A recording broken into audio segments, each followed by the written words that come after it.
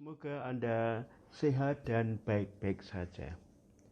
Saudari dan saudara sekalian, kali ini saya ingin berbagi inspirasi yang berkaitan dengan apa yang saya pelajari dari salah satu suku yang ada di Ghana ini, yaitu suku Dagabe, yang menggunakan bahasa Dagare. Saudari dan saudara sekalian, setelah kurang lebih 1 bulan saya mengunjungi beberapa tempat di bagian utara barat negara Ghana ini, yang sebagian besar penduduknya adalah suku Dagabe yang menggunakan bahasa Dagare, yang dekat berbatasan dengan Burkina Faso. Saya bisa mempelajari beberapa hal, dan yang paling penting, yang paling pokok bagi mereka, atau yang sering dibicarakan atau yang menjadi pembicaraan harian bagi mereka dan dianggap itu adalah yang sangat penting, yaitu tentang melayat. Bagi mereka, melayat adalah merupakan sesuatu yang sangat penting. Dan perlu Anda ketahui bahwa pemakaman bagi mereka itu sangat penting, merupakan suatu acara keluarga yang sangat besar, dan juga pemakaman tidak berlangsung setelah wafat atau setelah kematian. Biasanya kematian lalu kemudian ada acara-acara ritual-ritual tertentu, baik yang berbasis tradisional maupun yang sesuai dengan agama, baru bisa 2 minggu, 3 minggu, 1 bulan, 2 bulan kemudian baru diadakan upacara pemakaman. Dan setiap kali yang mereka bicarakan adalah hari ini ada pemakaman di mana, di hari ini ada pemakaman di mana, siapa yang meninggal, ya. Karena keluarga bagi mereka itu tidak hanya keluarga inti, tapi tidak hanya keluarga batin, ya, tapi juga keluarga-keluarga yang meluas seperti anaknya paman, anaknya pakde, anaknya kakaknya bapak, kakaknya ibu, atau adiknya bapak, adiknya bapak dan ibu dan seterusnya. Jadi luas sekali. Itulah yang keluarga mereka. Jadi tidak hanya keluarga inti, ya, bapak, ibu dan anak-anak, tetapi juga keluarga yang luas, dan itu menjadi bagian dari hidup mereka. Jadi funeral bagi mereka, ya, pemakaman, upacara pemakaman bagi mereka itu menjadi sangat penting, sehingga dimanapun itu terjadi, kalau itu masih berkaitan dengan keluarga atau relatif, mereka pasti datang. Nah, yang kedua, ini mengajarkan apa? Mengajarkan bahwa ya memang peristiwa-peristiwa penting dalam hidup, kelahiran, pernikahan, dan kemudian kematian. Dan bagi mereka yang paling pokok, yang paling penting adalah tentang kematian. Ya, itu.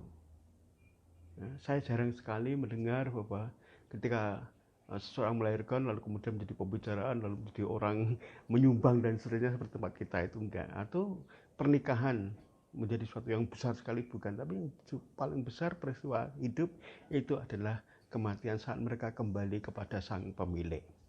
Nah, ini mengajarkan apa? Mengajarkan saya, ya, untuk menghargai kehidupan, ya, anugerah kehidupan yang telah kita miliki, ya, yang telah diberikan Tuhan kepada kita sampai akhir hidup kita, dan bahwa akhir hidup itu, ya, mereka kembali kepada sang pemilik, mereka kembali kepada yang menciptakan, dan itu dirayakan sebagai suatu hal yang sangat penting. Nah, pembelajaran yang kedua apa? Yaitu tentang solidaritas. Solidaritas mereka itu sangat kental, ya, bukan hanya pada keluarga inti, keluarga batin, keluarga yang luas, ya, tapi juga pada relasi-relasi. Kalau mereka memiliki relasi-relasi sahabat, teman, atau apapun yang itu akrab, dekat, ya, itu lalu mereka akan memeliharanya dengan sangat baik dan menunjukkan solidaritas, ya, lebih-lebih saat saudara, teman, ya, relatif kita, relasi kita itu mengalami sesuatu yang sulit, ya, yang ya mungkin mengalami keluarganya kematian atau sakit atau apapun, atau pada ketika mereka dalam kondisi baik pun mereka juga saling berkunjung, saling menyapa. Entah itu sapaannya itu hanya sebentar, 5 menit, 7 menit, tapi mereka lakukan untuk berkunjung ke keluarga, ke relasi, ke saudara, ke relasi. Tuh. Dan itu menunjukkan solidaritas. Lebih-lebih sekali lagi kalau mereka sedang menghadapi kesulitan, itu dengan mudah mereka akan memberikan sumbangan sekecil apapun. Mereka tunjukkan solidaritas mereka pada orang lain yang sedang menderita, yang sedang mengalami kesulitan. Tapi juga mereka menjaga relasi orang lain itu dengan menyapa, dengan bersikap solider. Nah, ini juga pembelajaran bagi saya bahwa betul bahwa ya kita harus menunjukkan solidaritas kita yang positif, ya, lebih-lebih ya, membantu, ya, hadir ketika orang lain mengalami kesulitan, ketika orang lain mengalami kesusahan atau kesedihan. Tapi juga penting bahwa kita memelihara persahabatan, persaudaraan, relasi dengan saling mengunjungi, menyempatkan diri untuk berkunjung. Karena menyempatkan diri untuk berkunjung itu artinya juga kita menghargai relasi kita, menghargai orang yang kita kunjungi. Nah, yang ketiga, apa yang saya pelajari dari masyarakat di Ghana bagian utara barat ini, ya, yaitu bahwa mereka itu menunjukkan sikap yang sangat familiar. Ya. Mereka bisa ya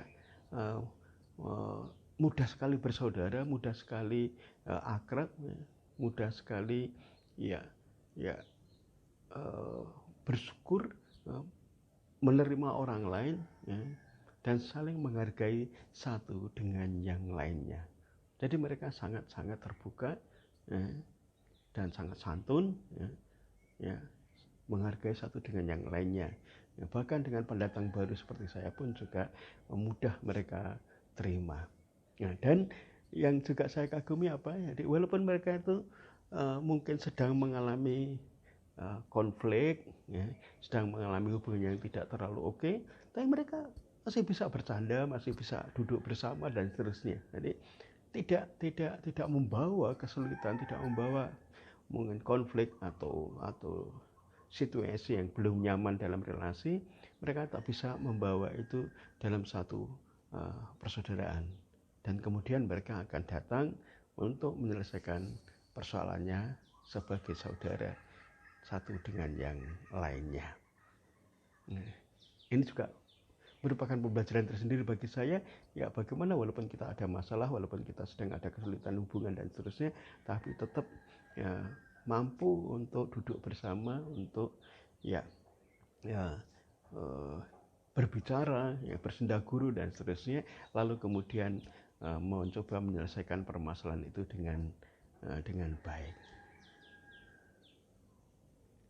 Lalu yang keempat, ya, rumah-rumah mereka itu, yang rumah tradisional itu, ya, satu dengan yang lainnya itu sangat berdekatan. Jadi dalam satu kompleks itu ada keluarga mama bapak ibu, lalu keluarga anak-anaknya juga ada di situ. Ya.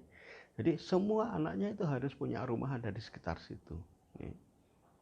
Nah, maka ini lalu akan menciptakan keakraban, akan menciptakan rasa konektivitas, ya, artinya keterikatan keluarga satu dengan yang lain karena mereka ada dalam satu kompleks, ya, saling mendukung satu dengan yang lain. Tentu ada juga pernikahan, karena pernikahan lalu ada yang tinggal di luar desa atau luar kota dan seterusnya, tapi mereka pada saat mereka ada di sekitarnya itu mereka tinggal sekompleks, ya.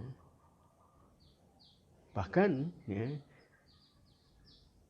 bruder, suster, pastor pun, ya, kalau pulang tidak lalu juga ada rumah atau ada kamar yang dibangun, ya, untuk mereka, ya, yang ada di sekitar atau sekompleks dengan keluarga inti tersebut. Nah, ini sekali lagi mencatatkan bahwa kekeluargaan mereka itu menjadi sangat kuat, ya, dan mereka juga menjaga relasinya itu dengan sangat baik.